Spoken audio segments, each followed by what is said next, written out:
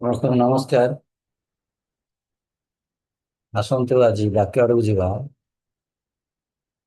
ଜୋହନ 5 ଅଧ୍ୟାୟ 1 ପଦରେ ପଢୁଛି। ଜୋହନ 5 ପର୍ବ 1 ପଦରୁ ଏତି ଭିତରେ ଯୁଦି ମାନଙ୍କର ଗୋଟେ ପର୍ବ ପଡିଲା ଆଉ ଯୀଶୁ ଜେରୁସାଲେମକୁ ଯାତ୍ରା କଲେ। ଜେରୁସାଲେମର ମେଷ ଦ୍ୱାର ନିକଟରେ ଗୋଟିଏ ପୁଷ୍କରଣୀ ଅଛି। ଏବ୍ରି ଭାଷାରେ ତାହାକୁ ବେଥସାଦା ବୋଲି କହନ୍ତି। ତାର 5ଟି ମଣ୍ଡପ।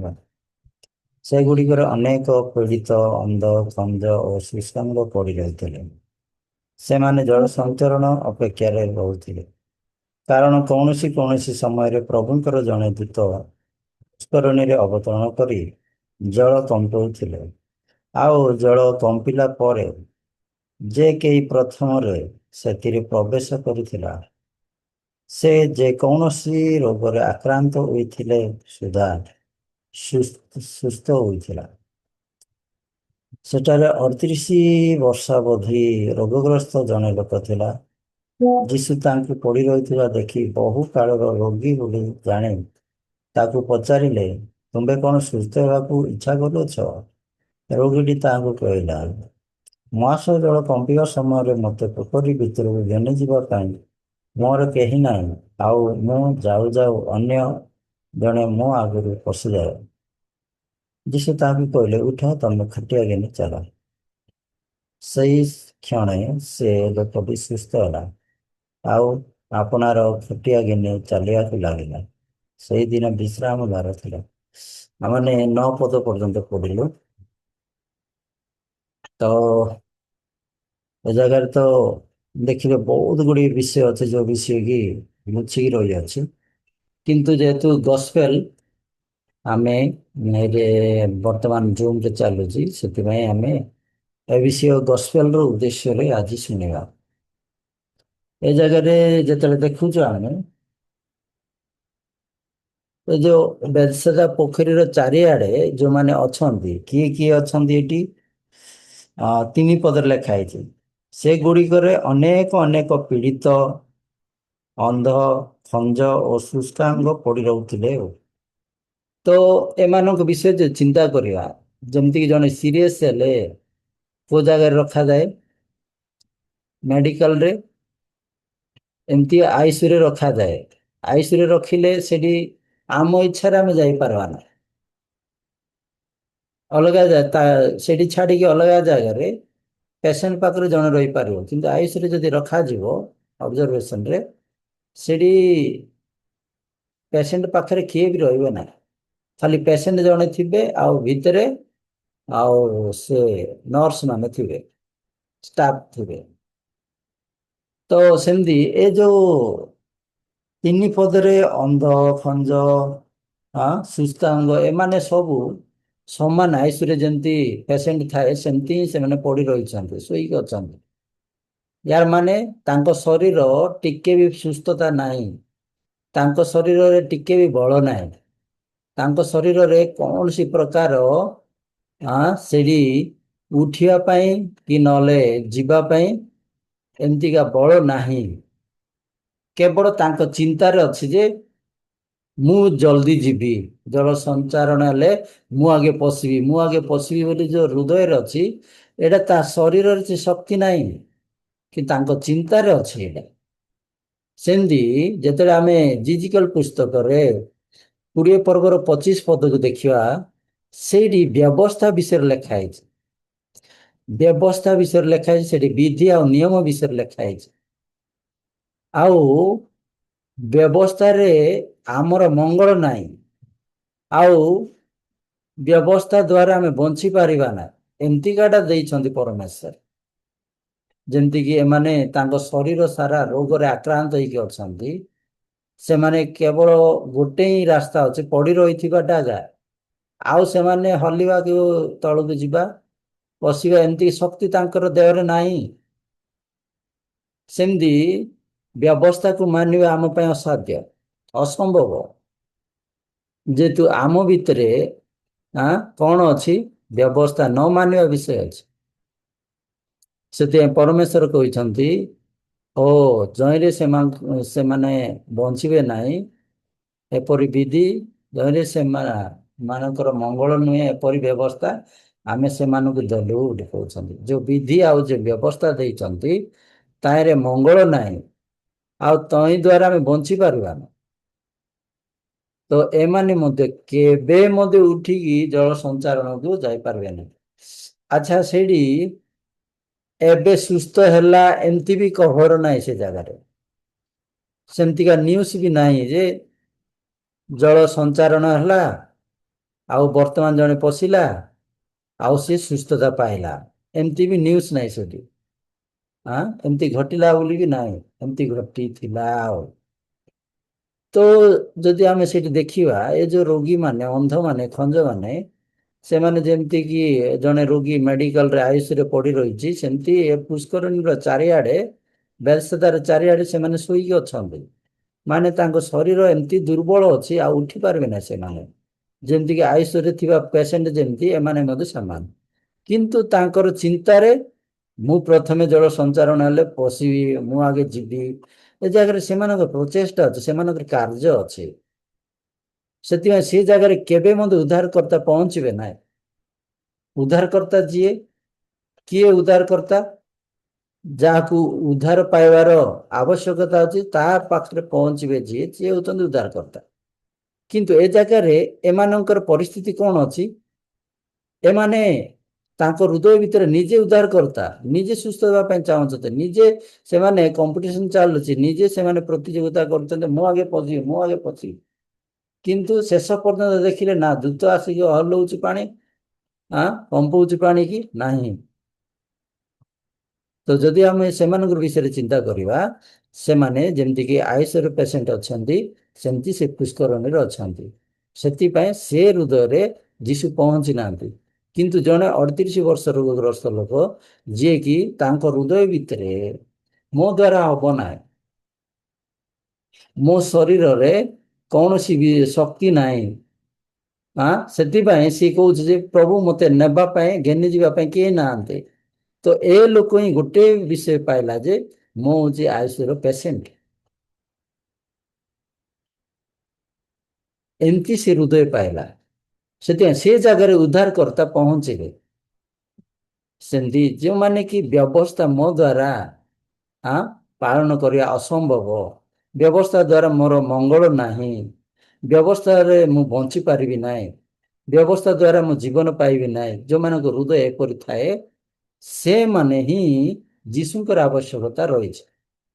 ଯେଉଁମାନେ ବି ଏବେ ପର୍ଯ୍ୟନ୍ତ ବ୍ୟବସ୍ଥା ମାନିକି ପବିତ୍ର ଧାର୍ମିକ ସ୍ୱର୍ଗ ଯିବା ପାଇଁ ଯୋଉ ହୃଦୟ ଅଛି, ତାଙ୍କ ଶରୀର ଭିତରେ ତାଙ୍କ ପାଖରେ ସେ ଶକ୍ତି ନାହିଁ। ଖାଲି ତାଙ୍କର ଚିନ୍ତାରେ ଅଛି ଯେ ମୁଁ କରିପାରିବି, ମୁଁ ମାନିଲେ ଯାଇପାରିବି, ବୋଧେ ହବ, ଚେଷ୍ଟା କଲେ ହବ, ଚେଷ୍ଟା କଲେ ହବ। ଏ ଶୁଷ୍କାଙ୍ଗ ଅନ୍ଧ ଖଞ୍ଜ ମଧ୍ୟ ଏ ପୋଖରୀ ପାଖରେ ସେମିତି ହିଁ ଅଛନ୍ତି ସେମାନେ। କିନ୍ତୁ ତାଙ୍କ ହୃଦୟରେ ଯଦି ଦେଖିବା ଯୀଶୁଙ୍କ ସ୍ଥାନ ନାହିଁ। କଣ ପାଇଁ? ମୁଁ ପ୍ରଥମେ ଯିବି, ମୁଁ ପ୍ରଥମେ ଯିବି, ଏମିତି କମ୍ପିଟିସନ ଚାଲୁଛି। କିନ୍ତୁ ତାଙ୍କେ ନିଜେ କିଏ ତାଙ୍କର ଅସ୍ତିତ୍ୱ ଜଣା ନାହିଁ, ତାଙ୍କର ଶକ୍ତିକୁ ଜଣା ନାହିଁ। କିନ୍ତୁ ଏ 38 ରୋଗଗ୍ରସ୍ତ 38 ବର୍ଷ ପର୍ଯ୍ୟନ୍ତ ଯିଏ ପଡି ରହୁଥିଲା, ସେ ଲୋକ ହିଁ ଜାଣିଛି ଯେ ମୋ ଶରୀରରେ କଣ ଅସୁବିଧା ହେଇଛି, ମୋ ଶରୀରରେ କୌଣସି ଉତ୍ତମ ବିଷୟ ନାହିଁ, ଆଉ କରିପାରିବା ବିଷୟ ନାହିଁ ବୋଲି ସେ ପାଇଛନ୍ତି। ସେଥିପାଇଁ ତା ହୃଦୟ ଭିତରେ ଉଦ୍ଧାରକର୍ତ୍ତାର ଆବଶ୍ୟକତା ରହିଛି, ଏ ବିଷୟ ସ୍ଥାପିତ ହେଲା। ସେଥିପାଇଁ ଯୀଶୁ ଯାଇକି ପଚାରୁଛନ୍ତି, ତମେ କଣ ସୁସ୍ଥ ହେବା ପାଇଁ ଚାହୁଁଛ, ଇଚ୍ଛା କରିଅଛ? ସେ ସମୟରେ ତା ହୃଦୟ ପ୍ରକାଶ ପାଇଲା ଯେ ପ୍ରଭୁ ମତେ ଘେନି ଯିବା ପାଇଁ କେହି ନାହାନ୍ତି। ତ ଏ ଜାଗାରେ ଯିଏକି ଚେଷ୍ଟା କରିବ ବ୍ୟବସ୍ଥା ପାଳନ କରିବା ମୋ ଦ୍ୱାରା ହବ ନାହିଁ, ସେ ପାଇବ। କିନ୍ତୁ ଲୋକେ କଣ, ଚେଷ୍ଟା କର, ଚେଷ୍ଟା କର, ଚେଷ୍ଟା କର, କହିବାଟା ବହୁତ ସହଜ, କରିବାଟା କଷ୍ଟ। ଯେଉଁମାନେ ବି କରୁଛନ୍ତି, ଚେଷ୍ଟା କରୁଛନ୍ତି, ସେମାନେ ଜାଣିନାହାନ୍ତି ଯେ ମୋ ଶରୀର ଭିତରେ ବ୍ୟବସ୍ଥା ଦ୍ୱାରା କଣ ହବ ଏ ବିଷୟ ଜାଣିନାହାନ୍ତି। ତାମାନେ ମୋ ଶରୀରରେ ଯୋଉ ବିଷୟ ଅଛି ଏଟା ମଙ୍ଗଳ ପାଇଁ ନୁହେଁ। ବ୍ୟବସ୍ଥା ମାନିବାଟା ବା ବ୍ୟବସ୍ଥା ମୋ ପାଇଁ ମଙ୍ଗଳଜନକ ନୁହେଁ, ଆଉ ବ୍ୟବସ୍ଥା ମୋ ପାଇଁ ମୃତ୍ୟୁଜନକ ଅଟେ। ଏପରି ହଁ ଯେତେବେଳେ ଆମେ ହୃଦୟ ପାଇଲୁ ସେ ସମୟରେ ଯୀଶୁ ଆମର ଉଦ୍ଧାର କରିଥା। ତ ଏ ଜାଗାରେ 38 ବର୍ଷ ପର୍ଯ୍ୟନ୍ତ ଯିଏ ପଡି ରହିଛି ତା ହୃଦୟରେ ଉଦ୍ଧାରକର୍ତ୍ତାର ଆବଶ୍ୟକତାର ସ୍ଥାନରେ ପହଞ୍ଚିଲା। ସେଥିପାଇଁ ଯୀଶୁ ସେ ଜାଗାରେ ପହଞ୍ଚିଲେ। ଚାଲନ୍ତୁ ଦେଖିବା ସେ ଜାଗାରେ କଣ ହେଲା। ଯଦି ଆପଣମାନେ ଦେଖିବେ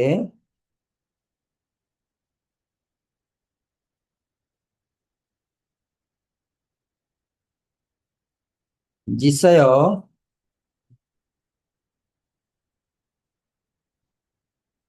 44ର ଜିସାୟ 44 ପର୍ବ କାଢନ୍ତୁ 22 ପଦ।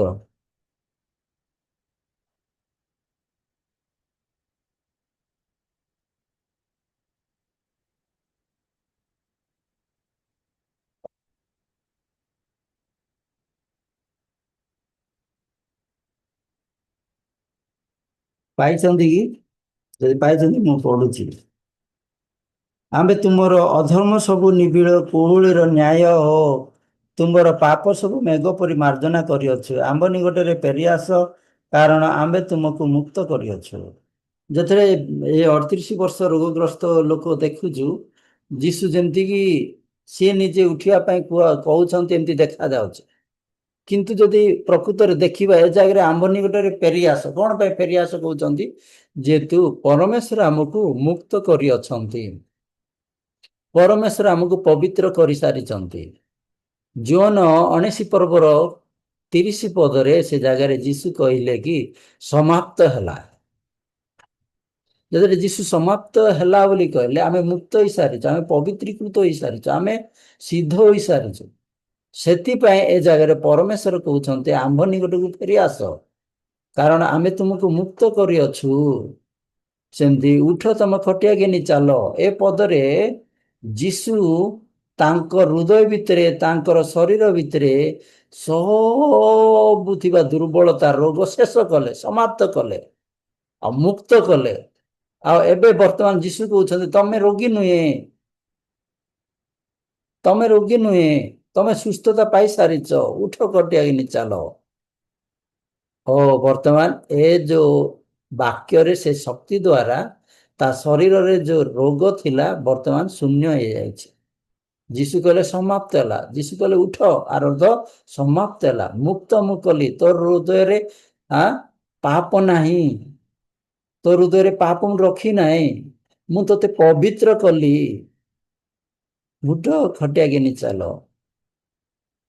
ତ ସେଇ କ୍ଷଣେ ସେ ଖଟିଆ ଘେନି ଚାଲିଲା।